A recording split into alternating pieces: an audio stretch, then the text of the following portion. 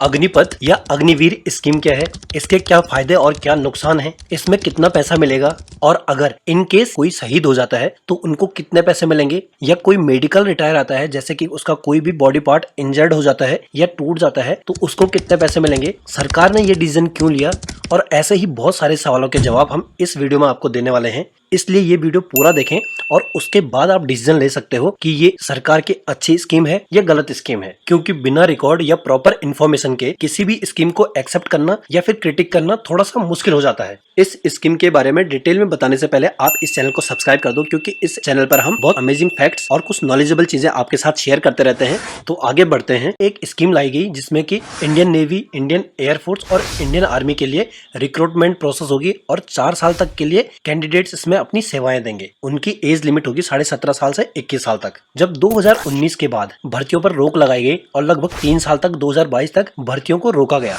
कोई भी recruitment Indian army या इंडियन एयरफोर्स और इंडियन नेवी में नहीं हुई थी। और 2020 में इस पर सबसे पहले गवर्नमेंट ने सोचा और 14 जून 2022 को इसका अनाउंसमेंट किया और इस पर गवर्नमेंट ने अपना स्टैंड रखा कि जो लोग देश की सेवा करना चाहते हैं उनको इसमें पार्टिसिपेट करने का मौका मिलेगा, जिसमें कि वो 4 साल बाद रिटायर हो सकते हैं। और जो कंटिन्यू अपनी जॉब करना चाहते हैं वो अप्लाई करें आगे जॉब के लिए और उसमें से 25% आगे सेलेक्ट होंगे। लेकिन इसकी सच्चाई कुछ और है। सरकार जो कह रही है एक्चुअल में ऐसा है नहीं, क्योंकि जो एक इसका इंपॉर्टेंट पार्ट है वो रिकॉर्ड्स में छुपा हुआ है। उस रिकॉर्ड्स की हम बात करेंगे जिसको हमने खंगाल के निकाला है, और वो रिकॉर्ड्स कुछ ऐसे हैं। सीधे शब्दों में कहें तो सरकार ने यह स्कीम पैसे बचाने के लिए निकाली है। हमारा जो टोटल रक्षा बजट है, जो डिफेंस का बजट है, वो वर्ल्ड में 3rd नंबर पर है। और जो 2021-22 का हमारा रक्षा बजट था वो था 4,78,000 करोड़। और यह सिर्फ DRDO, Indian air force, Indian navy और इंडियन आर्मी और कुछ और का था।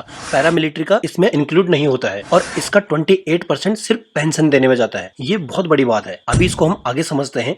एक तरफ गवर्नमेंट के 1 रैंक 1 पेंशन को लोगों ने सपोर्ट किया और इसका वेलकम किया, वहीं दूसरी तरफ अग्निपथ स्कीम के खिलाफ लोग प्रोटेस्ट कर रहे हैं और इसका बायकॉट कर रहे हैं। यह कितना सही है इसको जानते हैं। कहीं ना कहीं 1 रैंक 1 पेंशन का अग्निपथ के साथ कोई कनेक्शन है। ये मैं इसलिए कह रहा हूँ क्योंकि जो हम रिकॉर्ड चेक करने वाले हैं, इस रिकॉर्ड में आपको पता चल जाएगा कि आखिर ऐसा क्यों हुआ। जब 2014 से पहले 1 रैंक 1 पेंशन नहीं थी तो हमारा रक्षा बजट का एक छोटा हिस्सा पेंशन के लिए जाता था, लेकिन अभी यह 28% तक बढ़ चुका है। आप इस फिगर में देखोगे 2014 के बाद बहुत ज्यादा उछाल आई है और एक साल में लगभग 15,000 करोड़ की उछाल है। आप पूरे 10 साल के बजट को इस चार्ट में देख सकते हो और ये क्लियरली आपको दिखाएगा कि इसके पीछे क्या गणित है। 2011 में जो एस्टिमेटेड पेंशन बजट था वो 80,000 करोड़ था और इसका लगभग आधा खर्च हुआ था। लगभग 38,000 करोड़ के आसपास उस टाइम पर खर्च हुआ था। और 2015 में 1 रैंक 1 पेंशन आने के बाद इसमें एकदम से उछाल आया और ये बहुत ज्यादा बढ़ गया और CAGR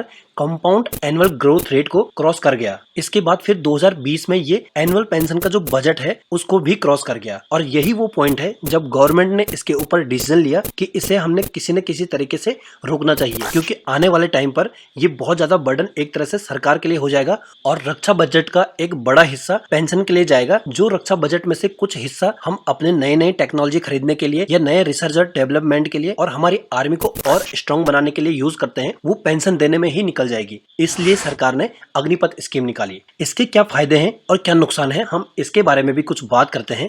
तो इसके कुछ जो पॉजिटिव पॉइंट्स हैं, पहला पॉइंट है, अगर आपका पैशन इंडियन आर्मी है और आप उसके बाद कुछ और काम करना चाहते हो, मतलब आपका सिर्फ एक शौक है, तो आप शौक पूरा करने के लिए 4 साल तक इंडियन आर्मी में अपनी सर्विस दे सकते हो या इंडियन एयरफोर्स या इंडियन नेवी में अपनी सर्विस दे सकते हो। उसके 4 साल बाद आप रिटायर आकर कुछ अपना और पैशन फॉलो कर सकते हो या किसी और फील्ड में अगर आप काम करना चाहते हो तो कर सकते हो। अगर आप एंटरप्रेन्योर बनना चाहते हो तो उसके लिए भी गवर्नमेंट आपको लोन प्रोवाइड करेगी और लोन देने में हेल्प करेगी। जो दूसरा इसका रीजन है, आर्मी की इमेज जो हमें मूवियों में देखी है या कुछ लोगों ने हमारे दिमाग में बनाई है कि एक आर्मी सोल्जर को सिर्फ गन चलाने के अलावा और उससे फिजिकल एक्टिविटीज या एक्सरसाइज कराने के अलावा कुछ और नहीं सिखाया जाता है। तो एक्चुअल में सच इससे कोसों दूर है, क्योंकि एक आर्मी पर्सन को जब वो ट्रेनिंग करता है उस दौरान उसे वेल मैनर्ड, वेल डिसिप्लिन्ड और हार्ड वर्किंग बनाया जाता है। और यह आज के टाइम पर बहुत इंपॉर्टेंट है कि अगर कोई अपने टाइम को अच्छे से मैनेज कर रहा है, डिसिप्लिन्ड है, हार्ड वर्किंग है, तो उसे सक्सेस सक्सेस मिलने में बहुत आसानी हो जाती है और यही आपको अग्निवीर बनने के बाद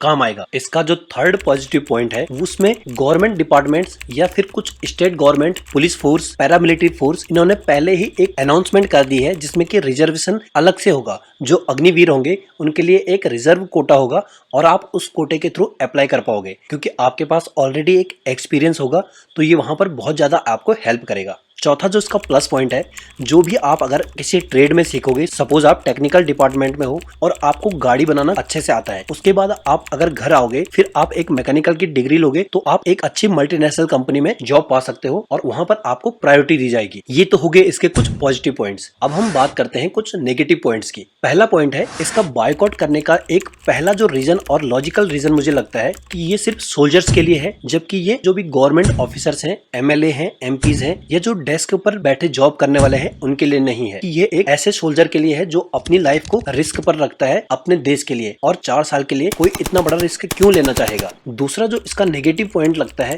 जब भी पब्लिक के लिए कोई भी स्कीम आती है तो गवर्नमेंट उसका डिस्कशन पार्लियामेंट में करती है, लेकिन इस स्कीम के साथ ऐसा कुछ भी नहीं हुआ है। इसका पार्लियामेंट में न तो प्रस्ताव पारित हुआ और न ही ये पार्लियामेंट से अप्रूव होकर आया है। तीसरा जो इसका रीजन लगता है वो ये है कि 4 साल की सर्विस के बाद रिटायर आएंगे तो वो करेंगे क्या गवर्नमेंट उनके लिए कुछ अपने एंड से करेगी या उनको अपने आप ही कुछ अपने एफर्ट्स लगाने होंगे। और इन्हीं कुछ मुद्दों को लेकर 16 और 17 जून को बहुत बड़े आंदोलन हुए थे जिसमें कि बहुत ज्यादा पब्लिक प्रॉपर्टी को नुकसान पहुंचाया गया, ट्रेन जलाई गई जो कि नहीं होना चाहिए था। इन सब का कंक्लूजन यही निकलता है कि गवर्नमेंट ने शायद अपने पैरों पर कुल्हाड़ी मारी हो, लेकिन इसका एक लॉन्ग टर्म बेनिफिट अभी लोगों को नहीं दिख रहा है। अब हम जानते हैं कि इस स्कीम के थ्रू जो इसे ज्वाइन करेगा उनको क्या क्या बेनिफिट मिलेंगे। हम इसे थोड़ा सा डिटेल में जानते हैं और जल्दी जानते हैं। ये स्कीम 4 साल की है जिसमें कि 6 महीने तो ट्रेनिंग होगी और 42 महीने की सर्विस होगी। 1 साल में एक अग्निवीर को सिर्फ 30 दिन की छुट्टी मिलेगी, यानी 1 महीने की 1 साल में छुट्टी मिलेगी। जो उसके पहले साल की सैलरी होगी वो होगी पर मंथ 30,000 रुपए प्लस अलाउंस। जिस जगह पर उसकी पोस्टिंग होगी वहां के अकॉर्डिंग उसको अलाउंस मिलेगा। दूसरे साल पर मंथ 33,000, उसमें 10% का पर ईयर इंक्रीमेंट होगा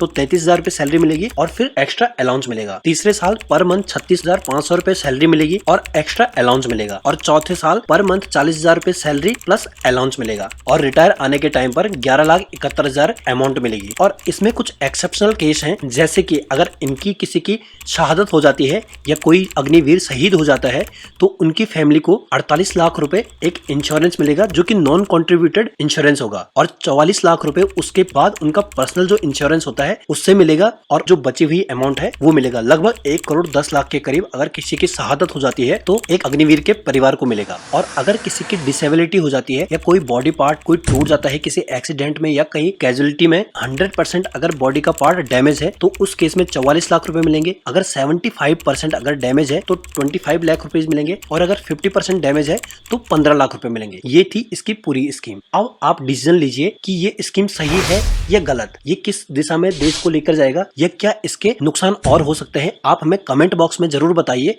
धन्यवाद। Thanks for watching the random knowledge. और ऐसे ही अमेजिंग वीडियोस के लिए हमारे चैनल को सब्सक्राइब करना मत भूलना, क्योंकि हम ऐसे ही नॉलेजेबल वीडियो आपके लिए लेकर आते रहते हैं। धन्यवाद।